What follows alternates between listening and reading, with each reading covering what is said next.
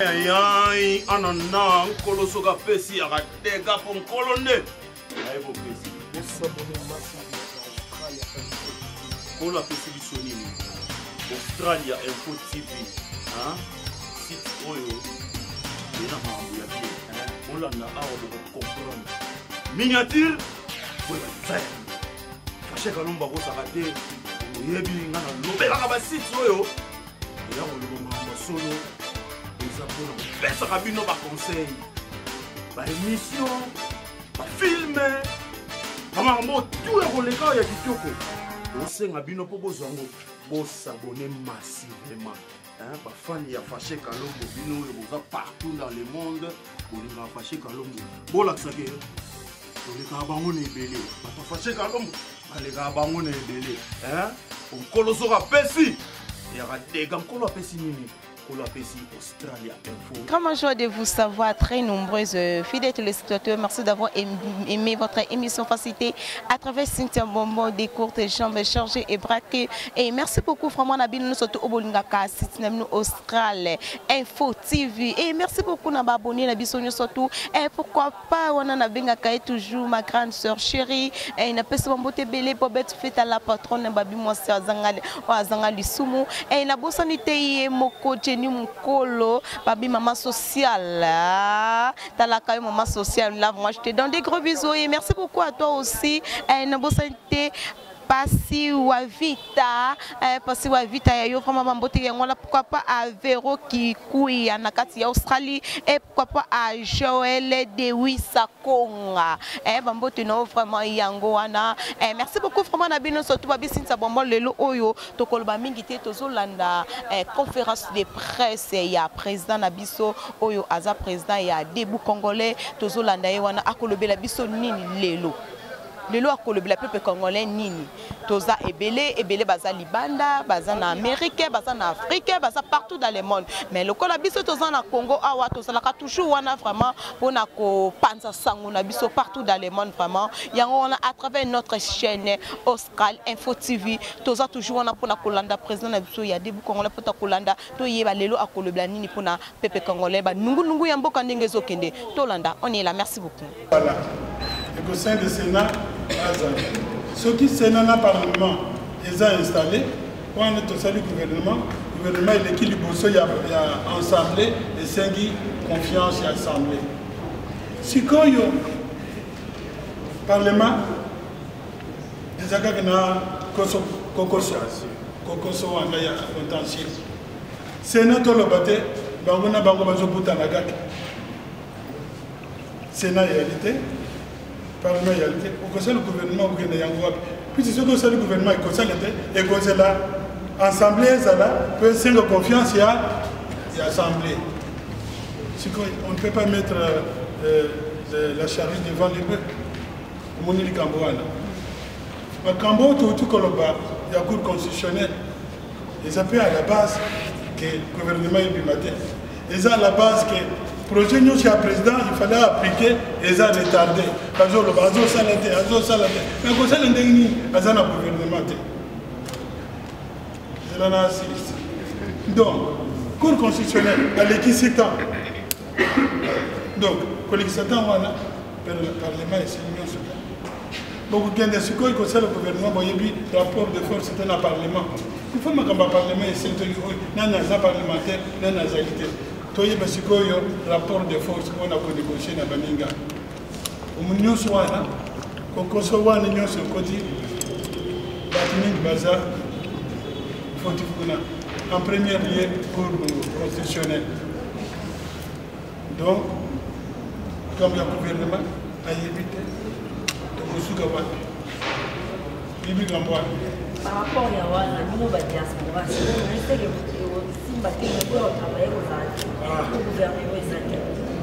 il y a solo. Puisque le pays, il y a dirigé dans les secrétaires généraux à chaque ministère. Le ministre Mogota a droit de signer comme ça. Les habitués, les appels à Bambo.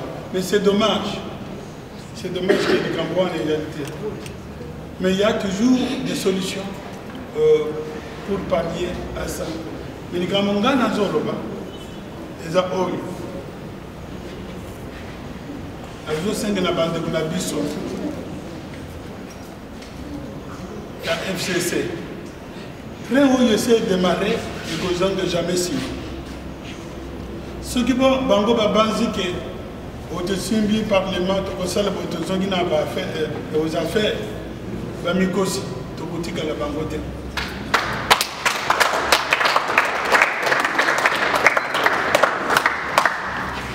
Oui, une autre question.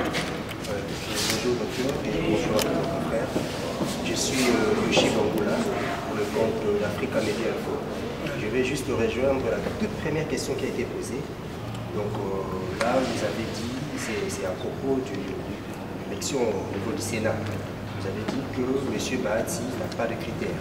Alors, que diriez-vous de M. Alexis Tambouamba qui est sous sanction jusque-là? Les oiseaux de même plumage, pas de commentaires.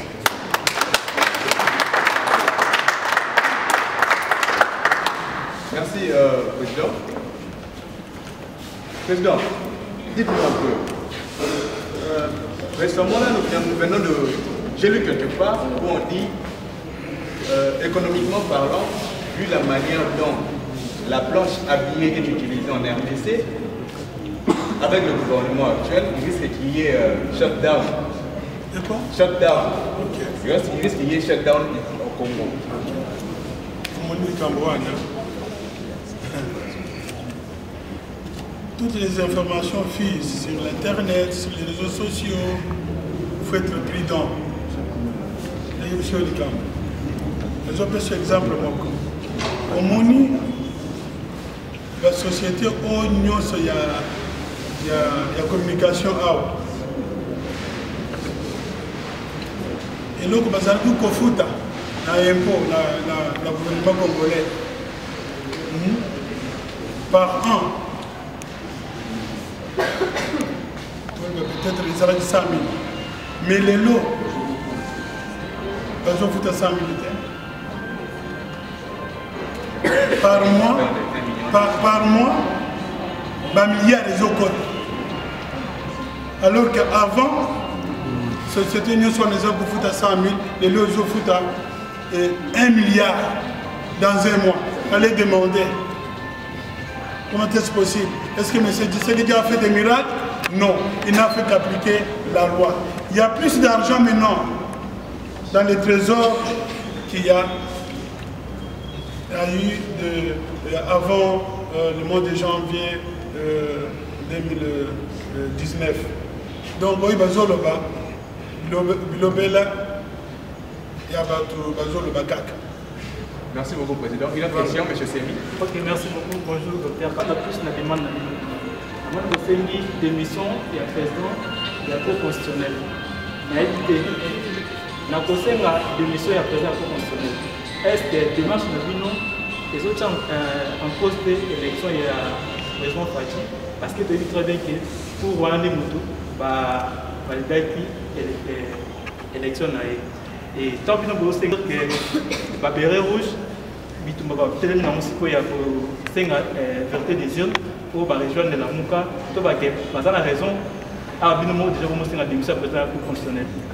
Merci beaucoup, puisque je tiens pour expliciter la question que Monique a posée, mais sous-entendu. Ce qu'on a coupé, c'est la vérité, il y a le Cambouane bien.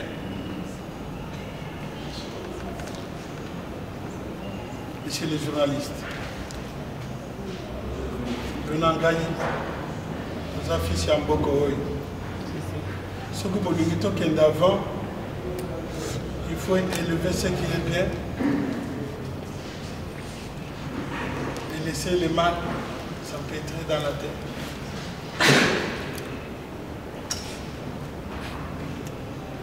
Prenons les contentieux présidentiels.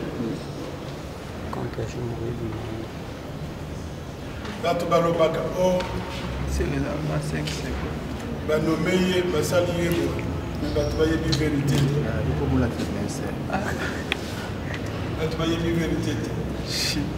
Toujours la Mouka. La Mouka, ceux qui Azalaki ont gagné, mais la Azalaki n'a pouvoir, mais a gagné à quitter. moto aganyaki nde aza place wana. La preuve nalamuka ye moko. Pendant que M. Fayou lui demandait la vérité des urnes, quand il va partenaire nous on reconnaît l'autorité qui est sur place. Donc ça l'opposition républicaine va désavouer déjà. Diplomatiquement, c'était une tricherie de Tika Yango. Mais Balobi, il faut toujours reconnaître l'autorité Wane Yali, donc ça l'opposition républicaine. Donc, il y a bien que l'autorité Wana, des autorités à l'élection. Wana le président Bemba n'a qu'à tout le Moïse Walibon. Tout le monde il y a Moutabeni. Il y a le clairement. Il y a le Gamboana. Ils sont des gens qui ont triché, te foirer, te zone. Donc, on va désavouer les choses. Maintenant, il y a des gens qui ont joué le bon sens. On a des aveux. Deuxième aveu, a commis Mukanda sorti des crises et tout le monde. Ah, Mukanda ne peut pas signer un État.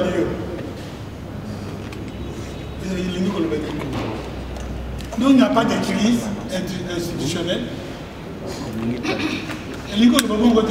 C'est même le président Moïse. Oh, il est trop comme Yomo, il signé, on a crise à Yomo, il y a sauté.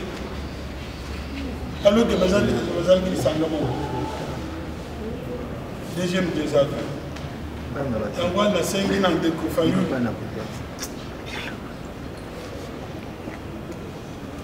D'abord, c'est ce qu'ils ont dit dans la conférence de presse à l'Igambouane, qui a le médecin psychothérapeute.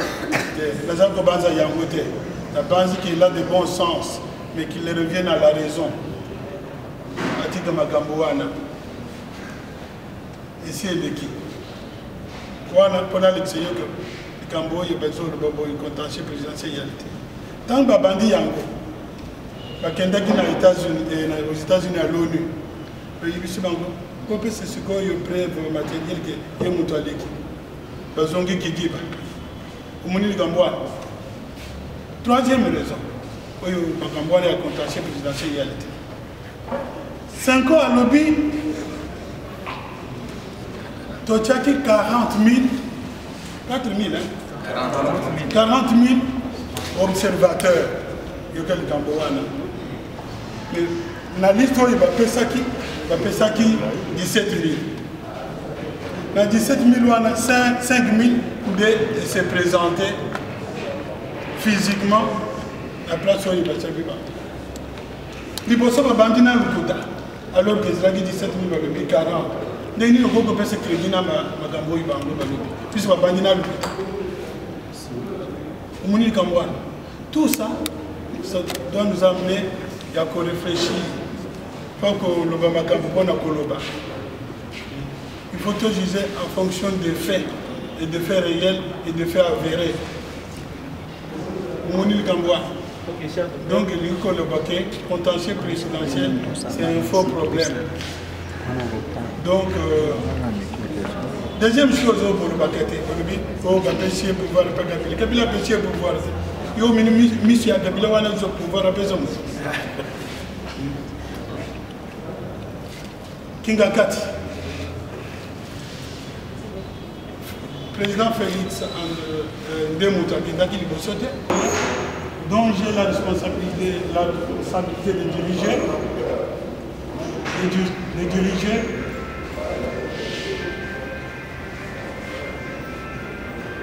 plaide pour un Congo nouveau, un homme congolais nouveau. Qu'est-ce que ça veut dire? Nous devons changer nos mentalités.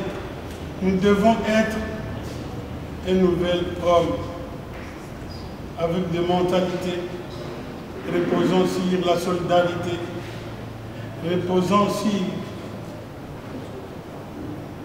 l'amour.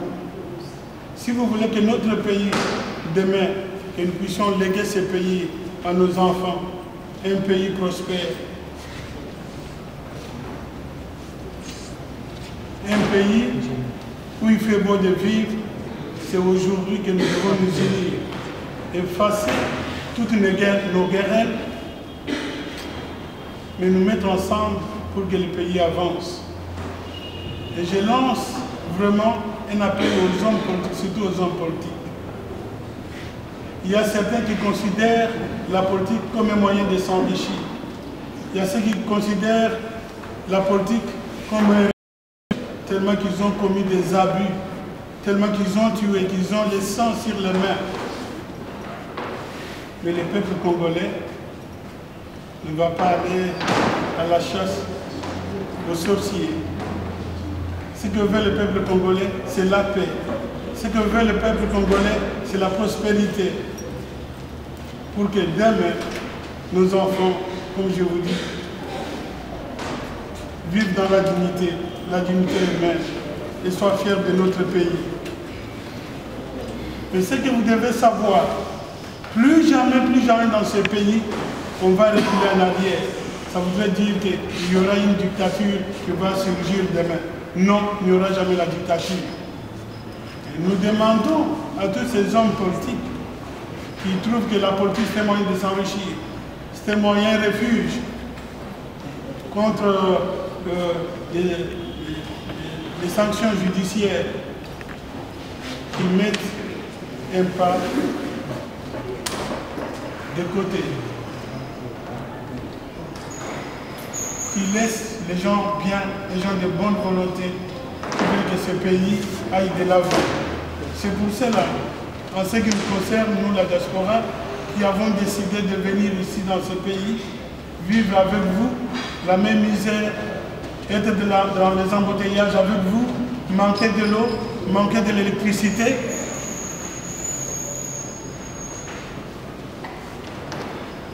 Nous venons vous appuyer, vous le peuple congolais. Nous venons vous soutenir. Nous venons faire un avec vous. Alors, je lance ce message-là pour que nos enfants, je répète toujours, surtout nos enfants, ne connaissent pas la vie que nous avons vécue aujourd'hui. Quand je dis nous, votre génération, vous et moi, puisqu'il y a des familles qui ne savent pas envoyer les enfants à l'école, il y a des familles qui ne savent pas nourrir leurs enfants, il y a des familles qui ne savent pas où se loger. Il ne faut pas que demain nos enfants, eux, ne sachent plus encore ni nourrir leurs enfants, ni les envoyer à l'école, ni les vêtir. C'est aujourd'hui que nous devons préparer le Congo de demain. Nous devons faire les sacrifices, pas pour nous, mais les sacrifices pour nos enfants, pour nos petits-enfants. Oui, avec la conviction et la détermination, nous pouvons tout changer. Nous pouvons même faire changer ce qui résiste à cette vision des choses. Puisque le mal ne peut jamais supplanter le bien. Et voilà le message que je voulais vous transmettre. Mettez-vous debout, ne soyez pas résignés. N'acceptez pas le mal. Et nous vaincrons. Merci beaucoup pour votre attention.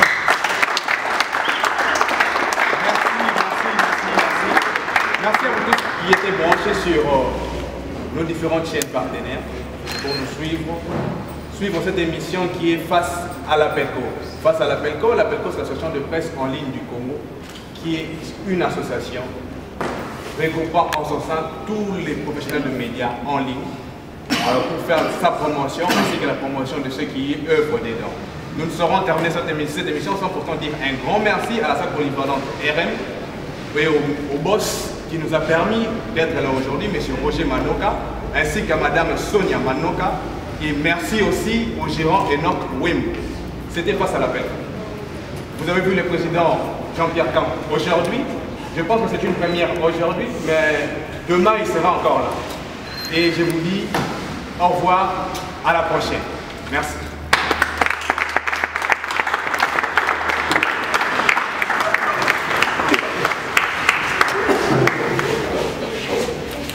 Bonjour papa. Bonjour maman. Oui, comment nani? Ngai kombola ngai Serge Kusanika.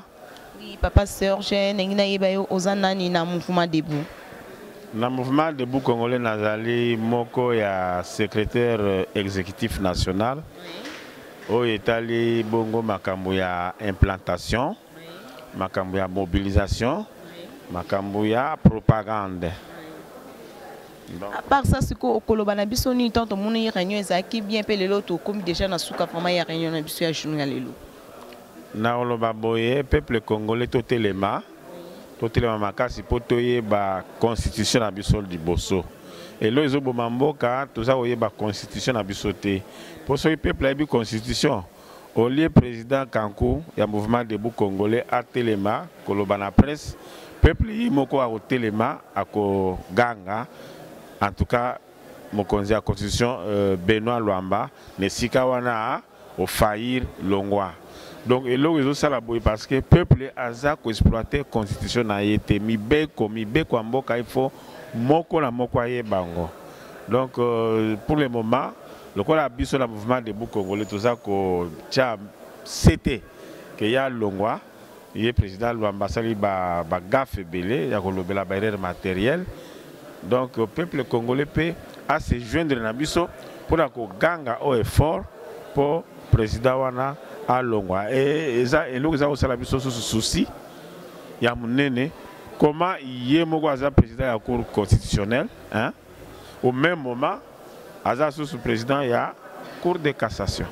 Merci beaucoup, chers internautes. Bino sotu bolingaka Australia Info TV. Merci beaucoup vraiment na bino sotu bozala ki wana vraiment kolanda discours ya président bino moko ya kolba mingi ezalité vraiment ba commentaire na bino vraiment ekosala bien kitoko bozaki na ibandeli pelelo to komi na suka na pesi beaucoup vraiment ba mbote nanga ba citation ebele vraiment na benga ke ya du mois bobeti feta babi moi c'est à pembe moi so azanga lisumu et pourquoi pas aussi à Jenu Kolo, babitala ka na benga comme maman sociale au solaka bien vraiment au l'équipe bangonia ce moment maman sociale place ozali na boso TGA de Wissa Konga na peso vraiment mbote belé place ozali pourquoi pas aussi à Véro Kikuya na kati ya Australie et pourquoi pas aussi à Passi wa Vita je te salue vraiment merci beaucoup aussi à Madoli Godi ma tante à moi pourquoi pas Anna Vita Air Français merci beaucoup vraiment na bino surtout oyo bolingaka Cynthia Bombo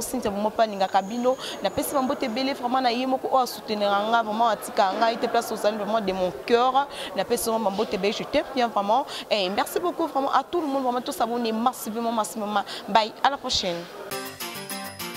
Aïe, anana, kolo soga pesi ya dega pour colonne. Aïe bon pesi. Nous s'abonner massivement à Australia Info.